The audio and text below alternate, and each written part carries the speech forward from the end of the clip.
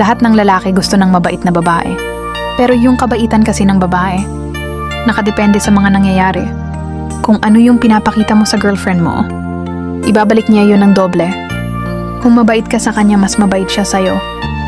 Kung sumusunod ka sa kanya, magkukusa rin siyang gawin yung mga gusto mo. Kung hindi mo siya lolokohin, hindi mo rin siya makikitang nagloloko.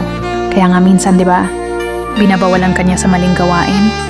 Alam niya kasi kung paano i-handle yung sarili niya, kaya tinuturo niya sa'yo kung ano yung gagawin. Lalaki kasi ang naglilid ng relasyon. Babae lang ang nagtuturo ng tamang direksyon. Kung hindi mo siya sinusunod, hindi ka din niya susundin.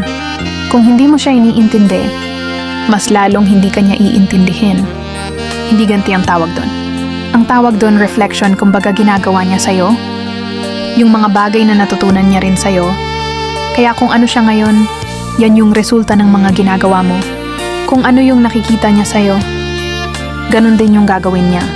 Kaya kung gusto mo ng mabait na girlfriend, maging matino ka muna.